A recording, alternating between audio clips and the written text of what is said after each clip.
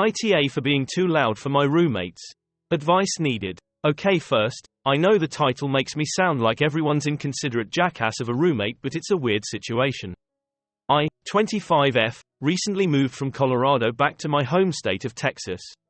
My new place is a 3-bedroom house with 2 roommates, not real names, Autumn, 22F, and Jackie, 30F, with an attached garage made into a fully closed off from us tiny home by the landlord who lives there. So admittedly, it's a bit crowded with thin walls and I have the master bedroom. It seemed good at the start. We got along well and I've been trying really hard to be the best roommate possible because I don't like making people uncomfortable in their own home. I made sure to let my roommates know that, like our landlord, I am an autistic person who genuinely cares and just needs people to directly tell me issues so I can fix them. I did tell them that sometimes I will need to ask specifics because I want to find the best solution possible so as to not disturb them, and they seemed super receptive at the time. I thought things would be great because they are both autistic and need people to be forward to, but there's been a reoccurring problem of late. When I first moved in, I tried to double-check my noise levels with them to make sure I wasn't being too loud because I'm not used to living in houses with thinner walls, and my last roommate had hearing issues like me. Everyone told me I was perfectly fine and hadn't been bothering them. I thought, great, I'll be careful, but it doesn't seem like I'm an issue, so I went about my life.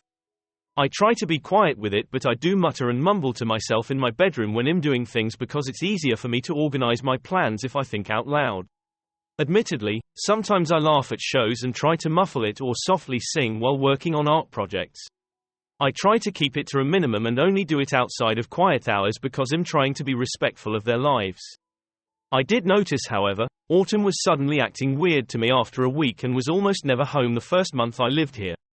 I checked and she said she was just goofing off with friends for fancy events, had her birthday come up, and also visited family for Easter. So I thought no biggie and minded my business and told her I hope she had fun. After a while she stayed home one night and I had woken up early around 5 a.m. one night and was scrolling through my phone because I couldn't sleep. I saw several funny posts and had to muffle giggles a few times. I tried to be quiet because quiet hours are from 10 p.m. to 7 a.m. But I got a really long detailed text about how I'm the noisiest, rudest roommate who is constantly so loud in waking people up. The rain noises I used to help me sleep were too loud. Even though I asked her if she was okay with them and if they were too loud on several occasions. And just generally that I'm always screaming like a crazy person, when I literally have no idea what Shush is talking about because I never even raise my voice above a socially acceptable talking volume during non-quiet hours, and that's only in the 1 to 2 times a week I call my mom. I was really flawed because I had genuinely trying to be quiet and respectful, so I panicked and promised to fix it, but said that I'd really appreciate it if she would tell me more about what she means with the screaming stuff because I genuinely don't know what Shush is talking about. She went on a tirade over text saying I was a gaslightly person and that she was being super respectful and I was pretending I don't know what happened to get away with it. She also repeatedly implied that she was only staying away from the house to avoid my noise, which made me feel like shit because the last thing I wanted to do was make her uncomfortable in her home. I will admit I did say if things don't work out I can find a new place because I don't want to make her feel like she can't live in her home, but she said I was intentionally gaslighting her and blowing her messages way out of proportion. I told her I swear it was unintentional and I was being serious. I just wanted to know so I can fix the problem, but she wouldn't budge and kept shooting back increasingly angrier text messages until she got to the point that she said I should really think about why I've had to move around so much in the past 5 years. I didn't respond to that message, mostly because the reason I moved around is because I ran away from home to escape my abusive stepdad and queerphobic mom at 19 when I had to drop out of college. I moved around a lot because I was so poor I had to go with the worst options possible and ended up having 3 rounds of actually abusive roommates: grooming, financial abuse, sexual harassment, attempted physical abuse, before I got a decent roommate.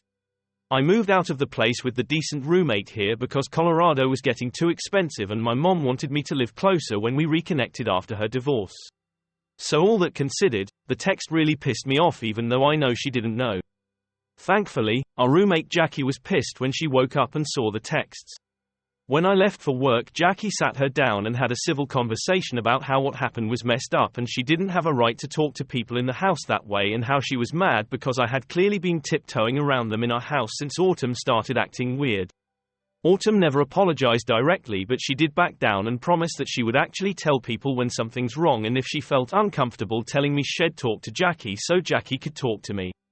I felt really bad about Jackie having to be the middleman, but Jackie shrugged it off, saying it's kinda normal for 21-year-olds to kinda blow things out of proportion and freak out over issues they don't know how to handle, and things seemed great after that. I was a lot happier, but I still kept myself dead silent and locked in my bedroom at almost all times that I wasn't at work. But things keep getting weird with Jackie now.